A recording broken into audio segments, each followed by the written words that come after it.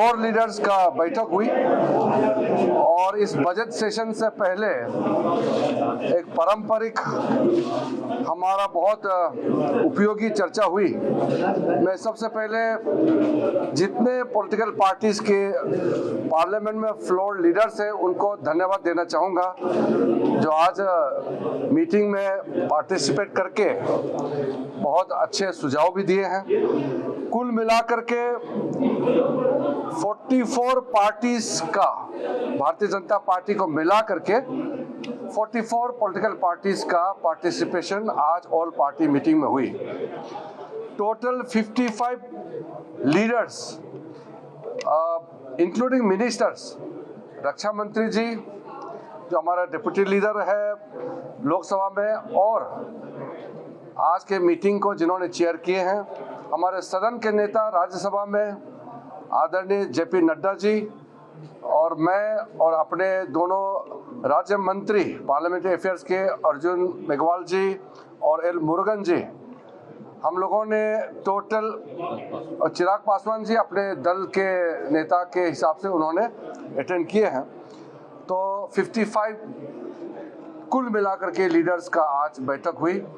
हमने डिटेल में सारा पॉलिटिकल पार्टी के फ्लोर लीडर्स से उनका मत को लिया, सुझाव को लिया, हमने नोट किया और आग्रह भी किया कि हम मिल के बजट सेशन को अच्छी तरह से हम चलाएंगे और पार्लियामेंट को सुचारू रूप से चलाना ये सरकार में जो है उनका भी जिम्मेदारी है और विपक्ष में जो सदस्य है उनका भी जिम्मेदारी है।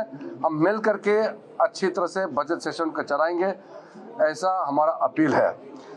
और सबका मेंबर्स का बहुत सारा विषय इन्होंने सजेशन किया है, हम उसका सेंस को समझते हुए राज्यसभा में आदरणीय चेयरमैन और लोकसभा में आदरणीय स्पीकर दोनों से चर्चा करके बिजनेस एडवाइजरी कमेटी के बैठक में हम इसको आगे कैसे ले जाना है आगे चर्चा करेंगे। अंत में हमारे आदरणीय राजनाथ सिंह जी ने अपील किया है कि हम लोग सब लोकतंत्र को मजबूत करने के लिए सब कमिटेड हैं और जब सीनियर लीडर हो या कोई भी मेंबर जब लोकसभा राज्यसभा में बोलते हैं तो हम उसको व्यवधान ना करें, डिस्टर्बेंस ना करें।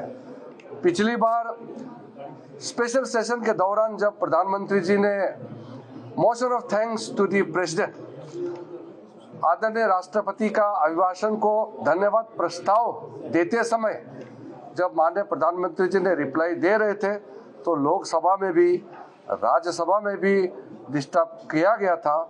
उसको लेकर के आज आदरणीय राजनाथ सिंह जी से अपील किया गया है कि ऐसा हमारा संसदीय परंपरा के लिए ठीक नहीं है।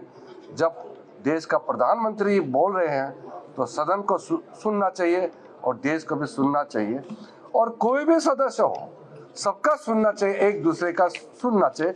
इंटरवेंशन जरूर होता है मगर पूरा भाषण को डिस्टर्ब करना यह अच्छा परंपरा नहीं है। ये हमारे तरफ से अपील है और हम उम्मीद करते हैं कि ये बजट सेशन बहुत अच्छी तरह से चलेंगे और बहुत अच्छा बजट लेकर के आएंगे। सब इसका इंतज़ार है। कल इकोनॉमिक सर्वे पेश किया जाएगा 22 जुलाई को और 23 को जनरल यूनियन बजट 2024-25 पेश किया जाएगा। उसके बाद ये क्योंकि बजट सेशन है तो हमारे जितना भी जो फाइनेंशियल ट्रांजैक्शंस, फाइनेंशियल बिजनेस है वो पहले होगा। उसके बाद इम्पोर्टेंट बिल्स, लेजिस्लेशन कोई भी होगा हम लोग चर्चा करेंगे।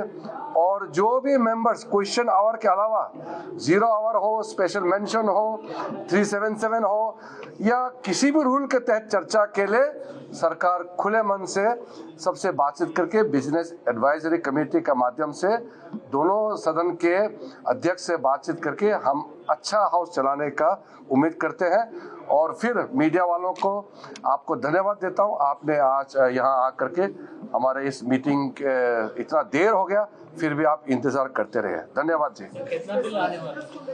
वो आगे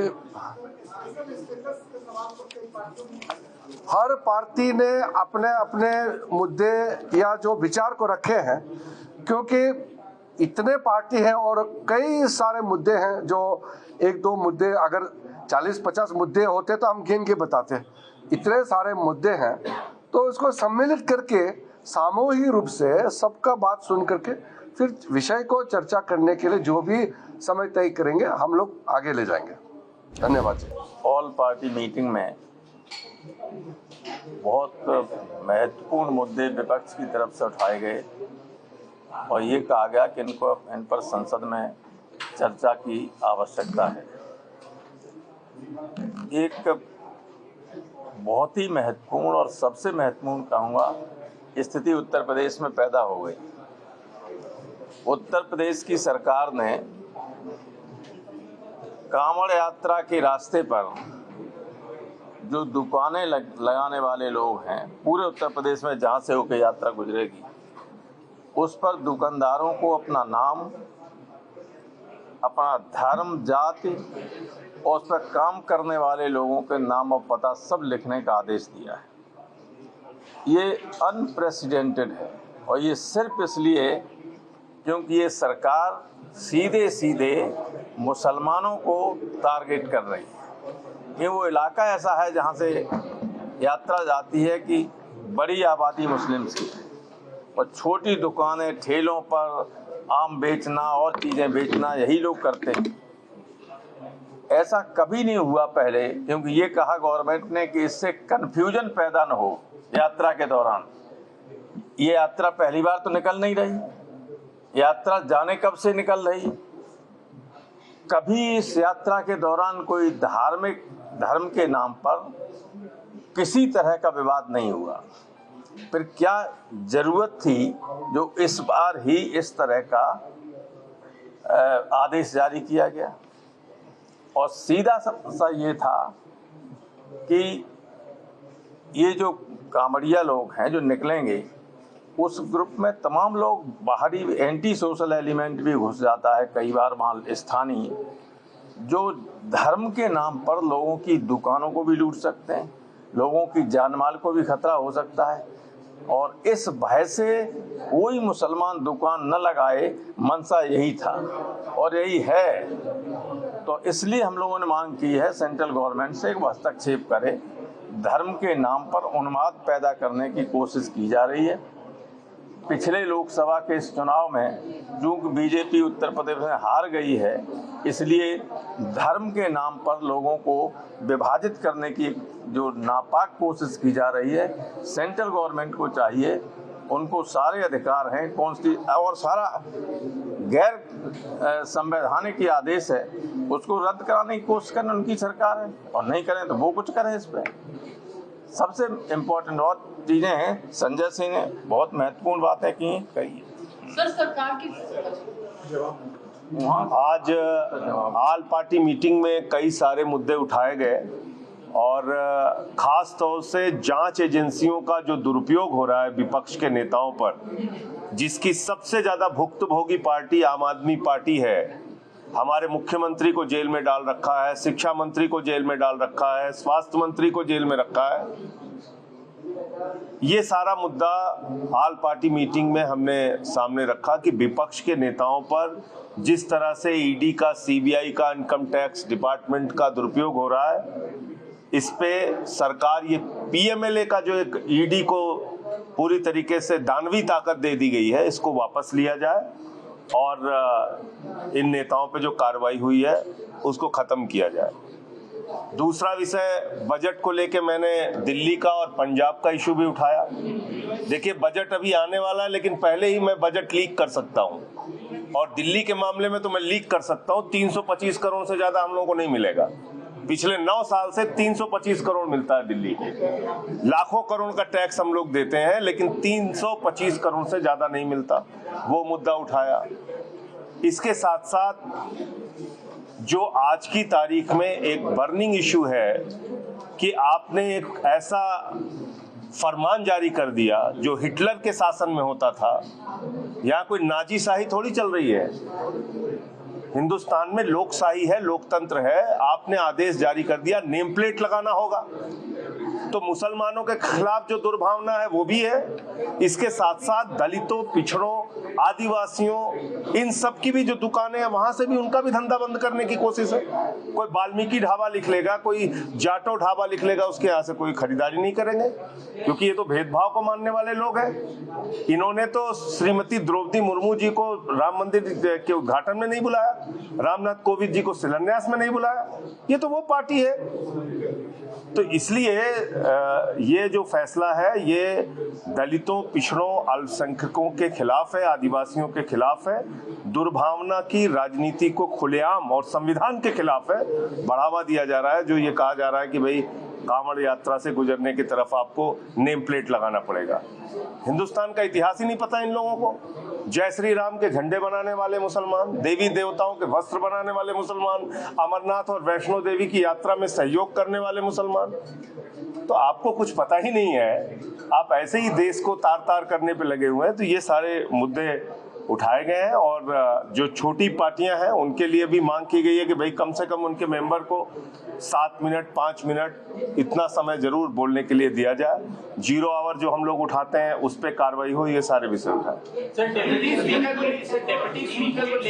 डिप्टी स्पीकर को लेके आदरणीय रामगोपाल जी ने मुद्दा उठाया कि भाई डिप्टी स्पीकर हमेशा विपक्ष का रहा है, तो विपक्ष का ही डिप्टी स्पीकर होना चाहिए। संजय जी, एक आरोप आपने लगाया था कि अरविंद केजरीवाल जी को जेल में ही मारने की साजिश हो रही है, और ये जो आपकी चिंता है, क्या ये भी बोला, दोहराया उस बात को।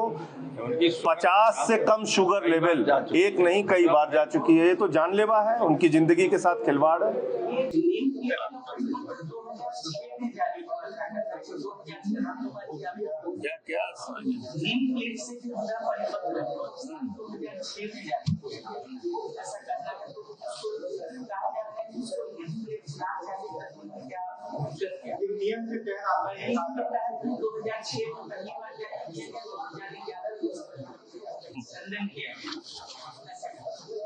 क्या कह रहे हैं 2006 में ये आदेश जारी हुआ था।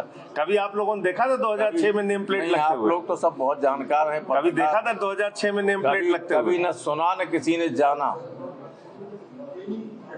ये सिर्फ झूठ पे चलने वाली सरकार है। इसका काम सिर्फ झूठ बोलना, झूठ फैलाना, नफरत फैलाना, डिविजिव फोर्सेस है, ये तो सब करने की कोशिश करते हैं। तो आप लोगों ने आपने रेज किया है कि देखिए, बहुत सारी पार्टियों ने इंक्लूडिंग श्रोमणी अकाली दल ने एक तो किसानों का मुद्दा रेज किया कि किसानों के साथ 4 साल पहले जो प्रधानमंत्री जी ने वादा किया था वो शोभा नहीं देता कि प्रधानमंत्री के लेवल पे उनको वादा किया जाए और आज भी उनको धरने पे बैठना हो। तो किसानों के मुद्दों को एड्रेस करना चाहिए। और इसी के साथ चाहे देश में फैलते हुए ड्रग्स का इशू है, पानी कहीं पे फ्लड हो रहा है, किसान का उसका नुकसान हो रहा है। कई पार्टियों का एक राज्य में पानी के मुद्दे को लेके कुछ बोलते हैं, साथ के राज्य में जाके, जैसे हमारा SYL का मुद्दा है तो SYL चाहे कांग्रेस हो, चाहे बीजेपी हो, चाहे आम आदमी पार्टी हो, पंजाब में बोलते हैं कि पंजाब का पानी पंजाब में रहेगा। हरियाणा में हमारे मुख्यमंत्री जाते हैं तो मुद्दा का स्टैंड कुछ और हो जाता है और अदालत में कोई तीसरा स्टैंड है। सो ये एक बहुत बड़ा मुद्दा कि पानी का मुद्दा डिस्कस होना चाहिए ताकि सबका स्टैंड क्लियर हो और देशवासियों को पता लगे कि कौन सी पार्टी कहाँ पे खड़ी, ये दोगली राजनीति बंद होए। सो ये मुद्दा भी मैंने, और आखिर में मैंने ये भी रेज किया कि जैसे दूसरे पार्टियों ने कहा कि जांच एजेंसियां का मिसयूज हो रहा है, तो जहाँ पे मिसयूज हो रहा है ये पिक एंड चूज। अब दिल्ली के मुख्यमंत्री जेल में हैं लिकर स्कैम में, वही स्कैम उन्हीं लोगों ने रूबरू सेम चीज पंजाब में करी और इसको पार्लियामेंट में मैंने रेज भी किया, मुझे अश्योरेंस भी दी होम मिनिस्टर ने, लेकिन उनको तो हाथ नहीं लगा रहे हैं पिछले 2 साल से। तो क्या साठगांठ उनके साथ है कि उनको हाथ नहीं लगाना, इनको जेल में रखना है? स्कैम एक ही है, नुकसान जैसे दिल्ली के एक्सचेकर में हुआ वही पंजाब के खजाने में भी हुआ, तो पंजाब के साथ ये सौतीला क्यों भेदभाव? और आखिर में माइनॉरिटीज के ऊपर जो अटैक हो रहा है इसके बारे में भी मैंने भी रेज किया कि जो मुसलमान के साथ आप जैसे यूपी में कहा गया बॉर्ड लगाइए, आपकी जात क्या है, आपका नाम क्या है, इसी तरह हमारे सिखों में जिन्होंने अमृतधारी सिख हैं, जैसे औरतों को जुडिशल एग्जाम में नहीं बैठने दिया जा रहा है, न्याय संहिता जो नया कानून आया तो पहले हमारे गंगानगर के प्रधान को उनको अरेस्ट किया गया, और वो किस लिए कि जो मंत्री गलत बोल रहा था कि गुरुद्वारों के ऊपर गुरुद्वारों को खत्म कर देना चाहिए, उसके खिलाफ बोले, तो जिसने गुरुद्वारों को खत्म कर उसके खिलाफ नहीं, लेकिन जो उसके विरोध में बोला उनको एनएसए लगा दिया।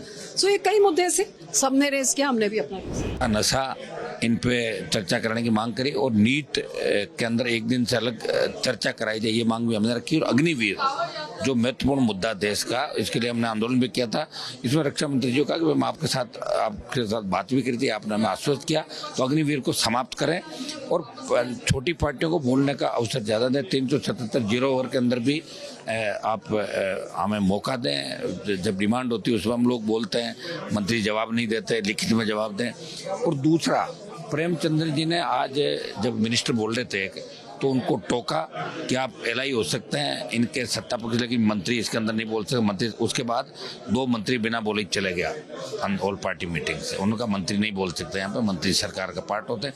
और फिर राजनाथ सिंह ने लास्ट के अंदर यही बात कही थी कि तमाम मुद्दों को मैं व्यक्तिगत रूप से देखूंगा, पार्लियामेंट अफेयर मिनिस्टर भी देखेंगे, और हम कोशिश करेंगे कि जो ऑल पार्टी मीटिंग अंदर आप सब लोग आए, लंबी चलिए, धन्यवाद देते हो, इन सब पे चर्चा हो, पार्लियामेंट सही ढंग से। राजनाथ सिंह ने एक बात और कही कि बड़े नेता जब बोले, प्रधानमंत्री जी का, उन्होंने कहा प्रधानमंत्री जी को जिस तरह पिछली बार रोका था, ऐसी घटनाएं वापस नहीं होनी चाहिए। तो आपको लगता है कि विपक्ष में ये राय बनेगी सदन चलाने की, क्योंकि सदन चलाने की जगह तो सदन तो चलाना, हम तो चाहते हैं चलाना, कुछ ये भी तो कुछ मामलों में इनको भी नहीं हटना चाहिए। जैसे उस समय नीट का मामला था तो दे देना चाहिए टाइम, ऐसा कोई इशू नहीं था, एक दिन रख लेते हैं। 193 के अंदर कोई मामला अगर विपक्ष चाहता है तो सत्ता पक्ष को आगे होकर रहना चाहिए। और अब सत्ता पक्ष की बहुत दादागिरी तो चलने से रही, क्योंकि इनकी खुद की संख्या भी बहुत कम है, तो पिछली बार की तरह में निकाल दो तो विपक्ष बहुत बड़ा रोल निभा रहा है, और विपक्ष की इच्छा के बिना हाउस नहीं चलेगी, ये भी तय, और विपक्ष भी हाउस चलाना चाहता है। For exclusive and insightful videos, subscribe to our new channel ABP Live Premium.